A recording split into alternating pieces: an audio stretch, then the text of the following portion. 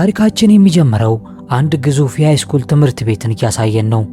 ይህ ትምህርት ቤት ላለፉት 2 ዓመታት ከጉልበተኝነትና ከተማሪዎች ጥቃት የጸዳ ትምህርት ቤት ተብሎ ሲሸለም የነበረ ነው። ከውጭ ሲያዩት የትምህርት ቤቱ ግቢ እጅግ በጣም ሰላማዊ፣ ተማሪዎቹም ደስተኛና የተመቻቸው ይመስላሉ። ነገር ግን ከውጭ የሚታየው እውነታና ውስጡ ጨርሶ አይገናኙም። በዚህ መሃል አንድ ዘመናዊ መኪና መታ በትምህርት ቤቱ ግቢ ውስጥ ትቆማለች። የመኪናዋን በር ለመክፈትም አንድ ተማሪ ተንደርድሮ ይሄዳል። ከመኪናዋ ውስጥም ኪም የሚባል እጅግ በጣም ሀብታም ልጅ ይወርዳል። ይህ ልጅ በትምህርት ቤት ውስጥ የትኛውንም ደንብ የማይታዘዝ ሕግ የማይገዛው ልጅ ነው። እንዲሁም ትምህርት ቤቱ የራሱ ነበር የሚመስለው። ኪም ከድሩዬ ጓደኞቹ ጋር ሆኖ የሌሎችን ምስኪን ተማሪዎች ውሎ ሲያበላሽ ነበር የሚውለው። ገና ግቢ ከመግባቱ ዮሐን የሚባል ምስኪን ተማሪ ይዙታል። ዮሐን በእነርሱ እጅ መንገላታት ከጀመረ በጣም ቆይቷል። የኪም ጓደኛ ዮሐንን አንገት ጨምቆ ይዞት ራሱን እስኪስት ድረስ ያንቀዋል። እነዚህ ተማሪዎች ሳይሆኑ የወንበዴዎች ስብስብ ነበር የሚመስሉት። በማግስቱም ኪም ቁጭ ብሎ እየተመለከተ ጓደኞቹ ምስኪኑ ዮሐን ላይ አዲስ ጨዋታ ይጀምራሉ። ዮሐን በጨዋታው በተሸነፈ ቁጥር የኪም ሴት ጓደኛ በጥፊ ታጮለዋለች። የጥፊውን ድምፅ ደግሞ ኪም በትምህርት ቤቱ ማይክሮፎን ለጠቅላላው ተማሪ እንዲሰማ ያደርጋል። ይህንን ሁሉ የሚያደርገው ለአእምሮ እርካታና ለመዝናናት ብቻ ነበር።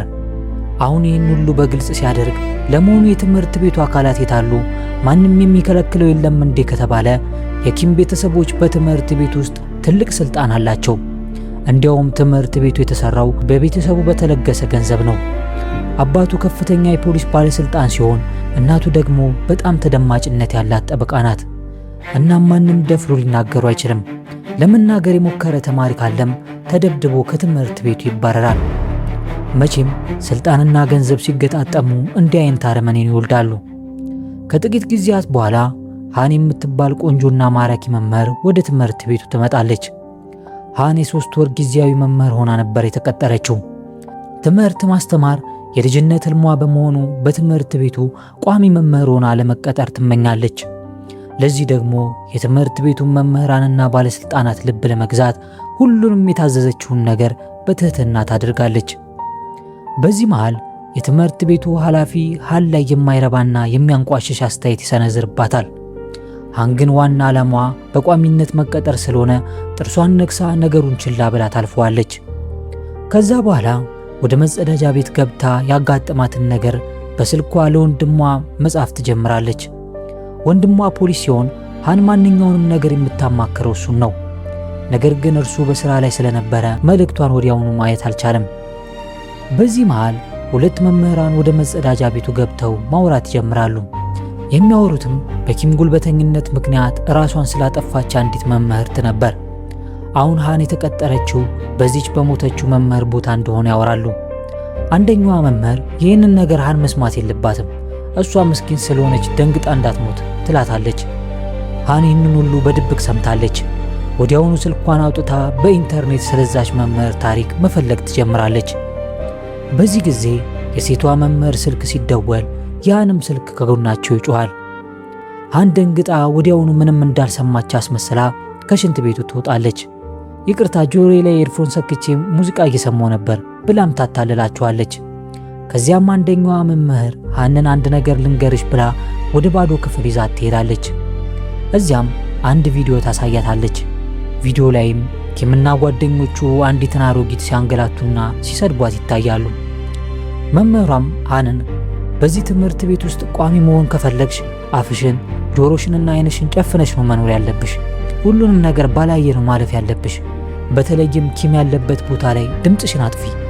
ተማሪዎች እርስ በርሳቸው ቢፋጁ እንኳን ገብተሽ እንዳታገላጊ። የራሳቸውን ችግር ራሳቸው ይፍቱት ብላ ትመክራታለች። ሃንም መምህሯ የነገረቻትን ተቀብላ ወደ ቤቷ ትመለሳለች። ግን ምንም አልተዋጠላትም። ቤቷ እንደደረሰች የተናደደችውን ንዴት ሁሉ ቦክስ በምትሰለጥንበት መለማመጃዋ ላይ ትወጣዋለች። በዚህ ጊዜ ነው ያን እውነተኛ ማንነት የሚገለጥልን። ሃን ዝም ብላ የምትታለል ምስኪን ሴት አልነበረችም። ቀደም ሲል በቦክስ ስፖርት የሀገሪቱ የቻምፒዮንነትን ዋንጫ ያነሳች ጀግና ሴት ነበረች። ነገር ግን ፍላጎቷ ቦክሰኛ መሆን ሳይሆን መምህር መሆን በመሆኑ ከጥቂት ዓመታት በኋላ ቦክሱን እርግፍ አድርጋ ትተዋለች። በተጨማሪም የሃን አባት የፖሊስ ስራን በጣም የሚያከብሩና የሀገሪቱ ምርጥ ሰው ተብለው ሽልማቱን ያገኙ ነበሩ። ነገር ግን ለብዙ ሰው በጎ ነገር አደርጋለሁ ሲሉ ከፍተኛ ዕዳ ውስጥ ይገባሉ። በዚህም ምክንያት ቤተሰቡን የመደገፍና ዕዳውን የመክፈል ትልቅ ኃላፊነት በሃን ጫንቃ ላይ ይወድቃል። በዚህም ምክንያት ሃን ከአባቷ ጋር በመጣላቷ ብቻዋን ነበር የምትኖረው። አባቷ አሁን በምግብ ቤት ውስጥ ነው የሚሰራው፣ ግን ጊዜ ሲያገኝ ሁል ጊዜ እሷን ለማየት ይመጣል። ከሃን ፊት ለፊት ተቀምጦ የምናየው ልጅ ደግሞ የአክስቷ ልጅ ነው። ሃን የአክስቷን ልጅ እንደገዛ ወንድሟ አድርጋ ነበር ያሳደገችው። ከትንሽ ቆይታ በኋላ ሃን ወደ ገበያ ለመውጣት ስትዘጋጅ አባቷ ለሕፃናት ሊያድላቸው ያመጣቸውን የፕላስቲክ የእንስሳት ማስኮችን ትመለከታለች። ከእነርሱ መካከል የድመት ማስክ ስታይ ይበልጥ ስለተመቻት ዝም ብላ ለጨዋታ ያህል አንስታ ፊቷ ላይ አድርጋ ትሞክረዋለች። በኋላ ወደ ገበያ ስትወጣ ያቺ ቀደም ሲል መምህሯ በቪዲዮ ያሳየቻትንና የሀብታሙ ልጅ ኪም ሲያንገላታት የነበረችውን አሮጊት መንገድ ላይ ታገኛታለች። አሮጊቷ ትንሽ የምግብ ዕቃ እየሸጡ ነበር። ሃንም በጣም አዝናላቸው ያላቸውን ዕቃ በሙሉ ገዝታ ትገላገላቸዋለች። በማግስቱ ሃን ተማሪዎችን ለማስተማር የመጀመሪያ ቀኗ ስለነበር በደስታ ተሞልታ ወደ ትምህርት ቤቱ ትሄዳለች። ክፍሏን አስተምራ ጨርሳም ልጆቹ ወደ ቤት ሲበታተኑ ያ ባለጌ ልጅ ኪም የአንድን ተማሪ ራስ በጥቁር ፕላስቲክ አስሮ ሲያሰቃየው ትመለከታለች። ይህ ልጅ ደግሞ የዛች ትናንትና ሃን ዕቃ የገዛቻት አሮጊት የልጅ ልጅ ቹል ነበር። ሃን ቹልን ስታየው ልትረዳው ስትል በድንገት የመምህሯ ማስጠንቀቂያ ትዝ ብሏት ባለችበት ትቆማለች። ምክንያቱም ስራዋን ማጣት አልፈለገችም። ነገር ግን በዚያው ቅጽበት ኪም በኃይል ቹልን በእርግጫ ሊጥለው እግሩን ሲያነሳ ትመለከታለች። ቹል በዚህ ምት ቢመጣው የልጇ አጥንት መሰበሩ ስለማይቀር ሃን በብልጠት ምንም እንዳላየች አላፊ ሰው መስላ በመካከላቸው ትገባና ምቱን ተከላክላ ከቹል ጋር አብራ መሬት ላይ ትወድቃለች። ከወደቀችበት ከተነሳች በኋላ ሆን ብላ ያደረገችው እንዳይመስልባት ድንገት ተሳስቼ ነው ትለውና ኪም እንዳይጠረጥራት ብላ ቹልን አንተ ልጅ እዚህ ምን እያደረክ ነው እያለች በጩኸት ታባርረዋለች። ያው በዘዴ ያስጣለችው ማለት ነው። ከዚያም ወደ ኪም ዞራ በፍቅር አይን እየተመለከተችው አይዞ ተጎዳ እንዴ ብላ ጠይቃው መልሱን ሳትጠብቅ ትሄዳለች።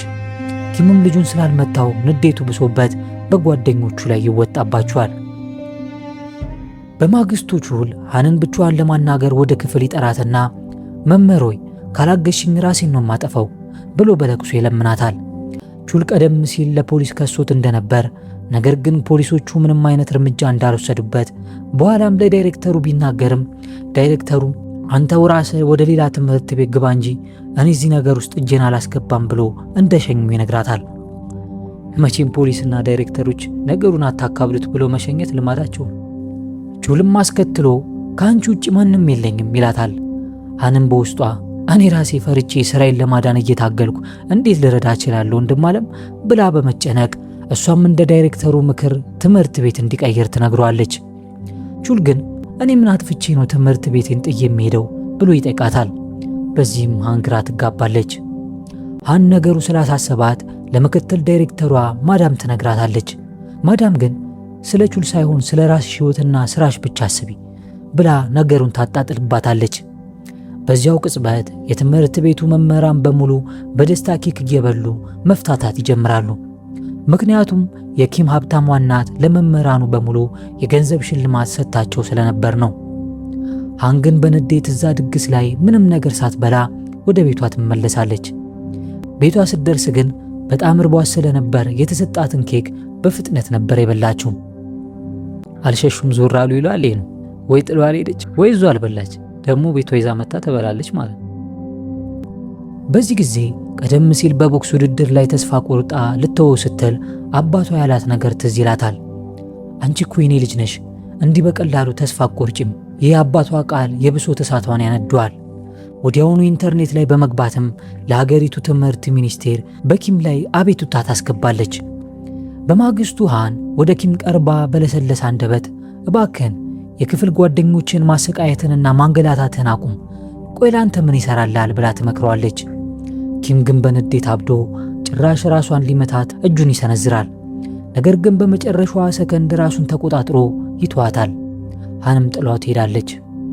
ከጥቂት ደቂቃዎች በኋላ ግን አንድ ክስተት ይፈጠራል። አንድ ሰው ለትምህርት ሚኒስቴር አቤቱታ እንዳስገባ መምህራኑ በሙሉ ይሰማሉ። ወዲያውኑም በትምህርት ቤቱ ግቢ ውስጥ አንድ ዘመናዊና ውድ መኪና መጥቶ ይቆማል። ከመኪናው ውስጥ ደግሞ አጠቃላይ ትምህርት ቤቱ ደንግጦ የሚያያት አንዲት ሴት ትወርዳለች። ይህች ሴት የዛ የባለጌ ልጅ የኪም እናት ነበረች። እናትየው ከጠበቃዋ ጋር ሆና የመጣችው በልጇ ላይ ወደ ትምህርት ኮሚቴ አቤቱታ ያቀረበውን ሰው ፈልጋ ለማስፈራራትና ለማዋረድ ነበር። ትምህርት ቤት እንደገባችም ለመምህራኑ ምንም አይነት ክብር ሳትሰጥ ቀጥታ በልጄ ላይ አቤቱታ ያቀረበው ማን ነው እያለች ትጮህባቸዋለች። መምህራኑ ግን ነገሩ ምን እንደሆነ ጨርሶ አላወቁም ነበር። ምክንያቱም ይህን ያህል ደፍሮ ኪም ላይ የሚነሳ ሰው ይኖራል ብለው አልጠበቁም። ከዚያም የእናቲቱ ድንፋታና ጉልዛቻ ሲበዛባቸው ሃን መታገስ አቅቷት እኔ ቅሬታውን ያቀረብኩት ብላ ራሷን ታጋልጣለች። ከዚያም የኪም እናት ፊት ተንበርክካ ይቅርታ እንድትጠይቅ ትገደዳለች። ካልሆነማ ከስሯ ትባረራለች። ይህች ሴትዮ ልጇን ከመቆንጠጥ ይልቅ በገንዘቧ ሰውን ማንበርከክ ስራዬ ብላ ተያይዟለች። የኪም እናት ለትምህርት ቤቱ ዋና ዲን ይህችን ሰው ከአሁኑ ሰዓት ጀምሮ ከትምህርት ቤቱ አባራት ብላ ቀጭን ትዕዛዝ ትሰጧለች። ነገር ግን አረመኔው ኪም ወዲያውኑ ዲኑን በምስጢር ጠርቶት በፍጹም እንዳታባረራት ብሎ ይከለክሏል።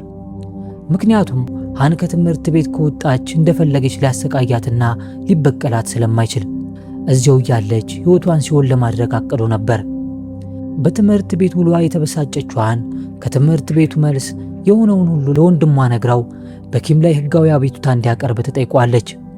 ወንድሟ ግን ኪም ላይ ክስ ለመመስረት ምንም አይነት ጠንካራ ማስረጃ የለንም፣ በሕግ ልንቀጣው አንችልም ብሎ ተስፋ ያስቆርጣታል። ሁለቱ እየተነጋገሩ ወደ ቤት ሲመጡ መንገድ ላይ አባታቸው ያገኛቸዋል።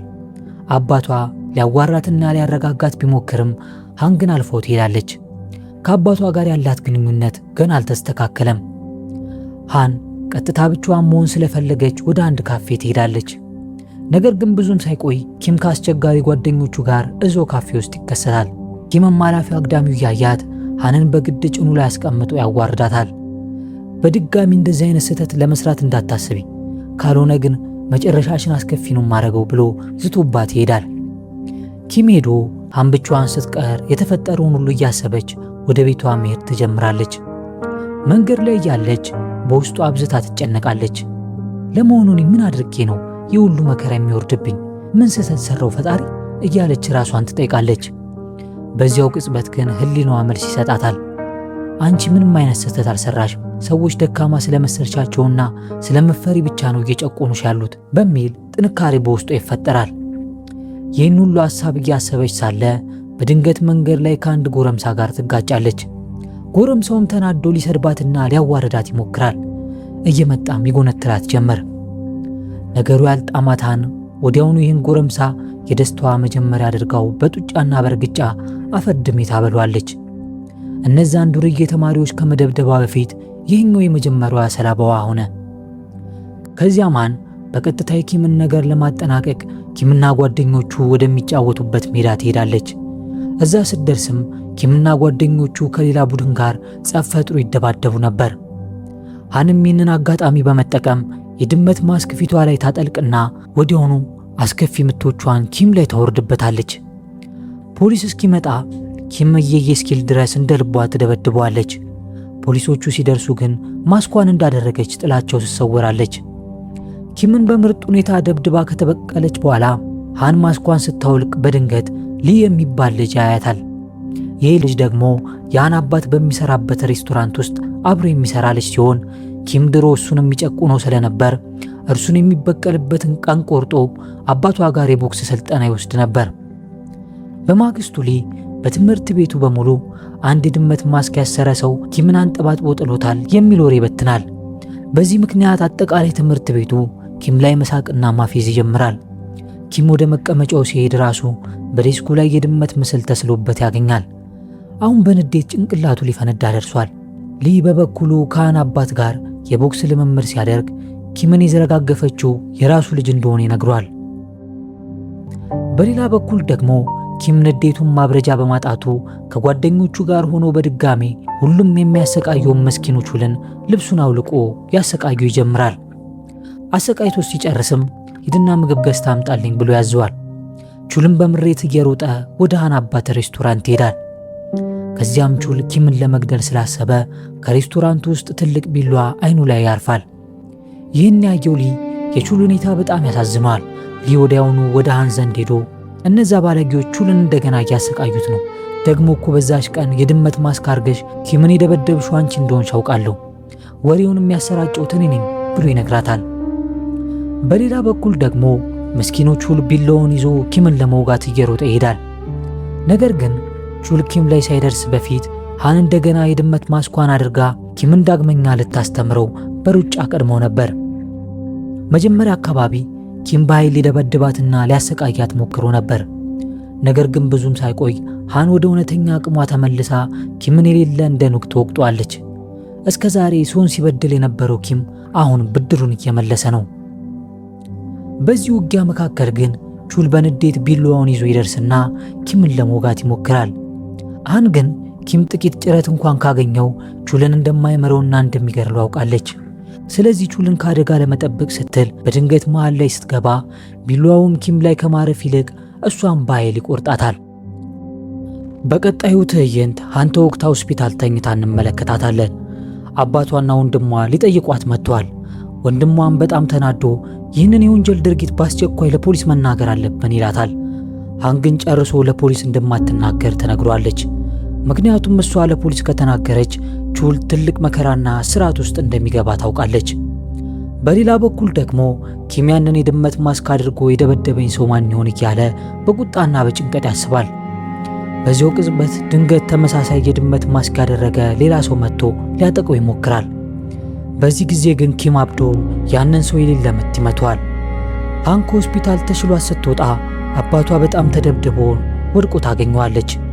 ለካ ያንን የድመት ማስክ አድርጎ ኪምን ሊበቀል ሄዶ የተደበደበው ሰው ሌላ ማንም ሳይሆን ያኔ የራሱ አባት ነበር።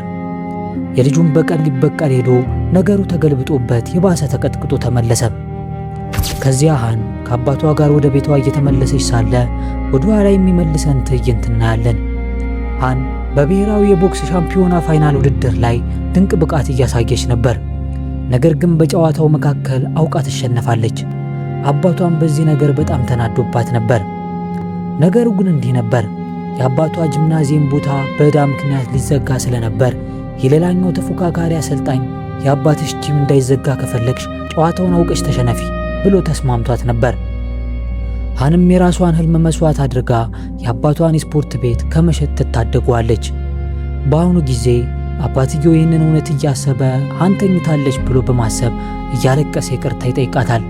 ሃን ግን ሰምታው በውስጧ ታነባ ነበር። በማግስቱ ትምህርት ቤት ውስጥ ኪም ከጓደኞቹ ጋር ሆኖ ያንን የድመት ማስክ ያደረገውን ሰው አጥብቆ ይፈልጋል። ነገር ግን ሊያገኘው ስላልቻለ በጣም ግራ ገብቶታል። በዚያው ቅጽበት አይኑ ሃን ላይ ያርፋል። ሃን አንድ የቦክስ እንቅስቃሴ ስታደርግ ይመለከታል። ያ እንቅስቃሴ ደግሞ የድመት ማስክ ያደረገው ሰው እሱን ሲመታው ያደረገው ተመሳሳይ እንቅስቃሴ ነበር። በዚህ ጊዜ ኪም ያንን የድመት ማስክ አድርጎ የወገረው ሰው ሃን መሆኗን እርግጠኛ ይሆናል። ወዲያውኑ ሃን ክፍሏ ውስጥ ብቻዋን እያለች ይይዛትና ጥቁር ፌስታል ራሷ ላይ አልብሶ ሊያሰቃያት ይሞክራል። በዚህ መሃል ግን አይኑ ትምህርት ቤቱ በሚያዘጋጀው የስፖርት ፌስቲቫል ላይ ያርፋል። ይህንን ሲያይ አይምሮው ውስጥ አዲስ ተንኮል ሐሳብ ይመጣለትና ሃንን ይለቃታል። በዚያው የስፖርት በዓል ቀን ላይ በጠቅላላው ተማሪ ፊት በቦክስ ውድድር ገጥመው እንደሚያሸንፋትና በሰው ፊት የተዋረደውን ክብሩን በሰው ፊት እንደሚያስመልስ ዝቶባት ይሄዳል። በኋላ ላይ ሃን ቹል ትምህርት ቤቱን ቀይሮ እንደሄደ ትሰማለች። በጣም አዝናም ወደ እርሱ ቤት ስትሄድ አያቱን ታገኛቸዋለች። አያቱ ቹል ጣራ ላይ እንደቆመ ይነግሯታል። ቹል ከፎቁ ጣራ ጫፍ ላይ ቆሞ ራሱን ሊያጠፋ የተዘጋጀ ነበር የሚመስለው። ሃን በፍጥነት ሮጣ ደርሳም ቀደም ሲል ልትረዳው ቃል ገብታለት ቃሏን መጠበቅ ስላልቻለች ይቅርታ ትጠይቋለች። ቹልም በበኩሉ አንድ ቀን ኪምና ጓደኞቹ አያቴን ሲያንገላቷት አይቼ አያቴን ለማዳን ስል ኪምን ገፍትሬው ነበር። እሱን ገፍትሬ ጥዬው ስለነበር ነው እንግዲህ የሁሉ መከራና ጣጣ የሚዘንብብኝ ይላታል። ሃንም እንደገና ከጎኑ እንደምትቆምና እንደምትጠብቀው ቃል ገብታለት ራሱን ሊያጠፋ ከነበረበት ሕይወቱን ትታደገዋለች። ከጥቂት ቀናት በኋላ በትምህርት ቤቱ የስፖርት ፌስቲቫል ቀን የቦክስ መፋለሚያ ሪንግ ይዘጋጃል። ሙሉ ትምህርት ቤቱም በሁለት ጎራ ይከፈላል። አንደኛው ጎራ የኪም ደጋፊ፣ ሌላኛው ደግሞ የድመት ማስኳ ወይም የሃን ደጋፊ ይሆናል። ኪም በኩራት ወደ ሪንጉ ይገባል። መድረኩ ላይ ኪም ከዛች አሁንም የድመት ማስክ ካደረገችው ልጅ ጋር ፊት ለፊት መጋጠም ይጀምራል። በመጀመሪያው ዙር ኪም ኃይል ተቀላቅሎበት አንድ ላይ ባካሄደው ድብደባ ውልቅልቋን ያወጣታል። መላው የትምህርት ቤቱ ተማሪም ለመሆኑ ከዚህ ድመት ማስክ በስተጀርባ ያለችው ሰው ማነች እያለ በጉጉት ይጠይቃል። በፊልሙ አጋማሽ ላይ ግን ሃን በፊቷ ላይ የነበረውን ማስክ በድፍረት ታዋልቋለች። በወቅቱ መላው ትምህርት ቤት ተማሪ ደንግጦ አፉን ይዛል። ምክንያቱም ከዛ ማስክ በስተጀርባ ይቺ ምስኪን የምትመስለው ሃን ትሆናለች ብሎ ማንም አላሰበም ነበር። ማስኳን ካወለቀች በኋላ ግን ሃንን ማን ይቻላት? ኪምን በፍጥነት ታዝረከርከው ጀመር። በሰከንዶች ውስጥ ሰባብራ ከቆመበት እያሽቀነጠረች ትጥለውና በነፍስ በስጋው ትጫወትበታለች። ከዚያም ሃን ኪምን እየጎተተች ወደ ቹል ዘንድ ተወስደውና በል አሁኑኑ በአስቸኳይ ቹልን ይቅርታ ጠይቀው ስትል ታዟለች። ነገር ግን ኪም ያ ሁሉ ድብደባ ደርሶበት እንኳን የትዕቢቱና የብሪቱ መጠን ምንም አልተነፈሰለትም ነበርና ጨርሶ ይቅርታ አልጠይቅም ይላታል። ስለዚህ ሃን ወደ ቀጣዩ ነገር ለመግባት ትወስናለች። ከፍልሚያው በኋላም ሃን ከቹል ጋር በመሆን ቀጥታ ወደ ፖሊስ ጣቢያ በመሄድ በኪም ላይ ቀጥተኛ ክስ ይመሰረታሉ። በዚያው ቅጽበት ግን ያልተጠበቀ ነገር ይከሰታል። የኪም የቅርብ ጓደኛ ወደ ጣቢያው ብቅ ብላ ኪም ተማሪዎችን ሲበድል የነበረበትን ቪዲዮ በሙሉ ለፖሊስ አሳልፋ ትሰጥበታለች።